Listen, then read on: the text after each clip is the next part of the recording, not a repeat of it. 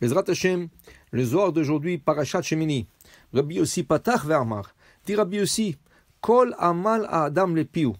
Le Kohelet, dans les Ecclésiastes, le roi Salomon avec sa sagesse dit, il dit Kol Amal à Adam, toutes les fautes de la personne se trouvent dans la bouche. Dit Rabbi Yossi, un des élèves de Rabbi Shimon Bar Yochai, Istakalna bemeli de Shlomo Malka, j'ai analysé les paroles du roi Salomon, Vekuluhu achidan bechokma ilaha, et ils ont été dits avec une sagesse extraordinaire. Kol Adam lefiu.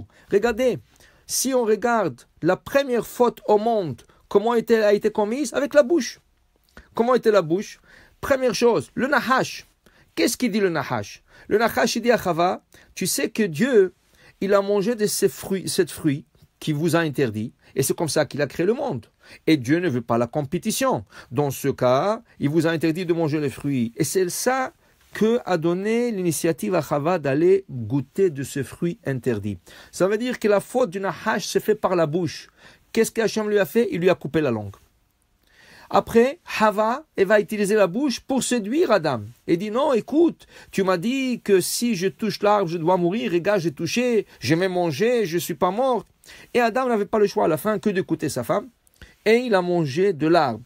Où est venue la faute de Chava? Avec sa bouche qu'elle a séduit son mari. Adam, avec quoi il a fauté? Il a mangé. Avec la bouche. Alors, Kol Amal à Adam. Quel Adam? Adam Arishon, le piou. La première faute au monde a commencé par la bouche. Que ce soit la médisance, que ce soit manger quelque chose qui n'était pas mangeable. Letzadat, Tovara. Dit Rabbi aussi dans le Zohar. Alors, il faut faire attention parce que dans l'autre monde, la personne va être punie à cause de sa bouche. Alors il dit ici combien il faut faire attention, s'éloigner de tout ce que la bouche doit s'éloigner, que ce soit de la médisance, que ce soit du manger non cochère.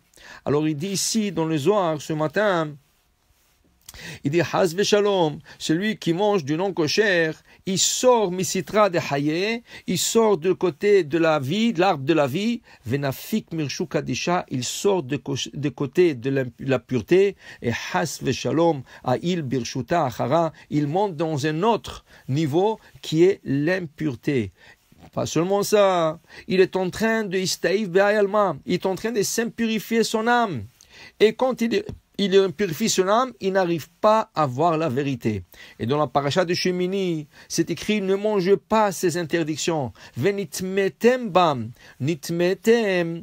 Normalement, la Torah voulait dire, vous allez vous impurifier.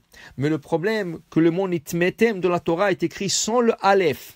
Et nitmetem, la Gemara dit, sans le aleph, c'est nitamtem. Nitamtem, ça veut dire vous allez devenir sot, vous allez venir comme aveugle au niveau de la pensée, vous n'arriverez pas à voir la vérité. C'est pour ça qu'une personne qui vient argumenter avec toi pour la Torah, la première chose que tu lui poses comme question, je veux discuter avec toi, mais est-ce que tu manges cachère? S'il ne mange pas cachère, ne prends même pas ton temps de discuter avec lui parce que c'est une personne qui est de côté de Sitra Achra, de l'écorce du mal, il n'arrivera pas à voir la vérité même si tu lui montres. Même si tu lui montres la vérité, il n'arrivera pas à la voir.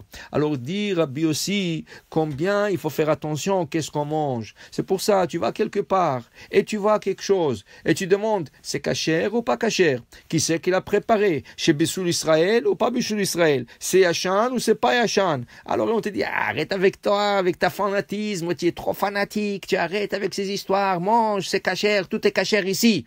Non, tu dois insister, tu dois voir parce que si Chaz Veshalom, il y a un doute sur ce manger, tu es en train d'impurifier ton âme.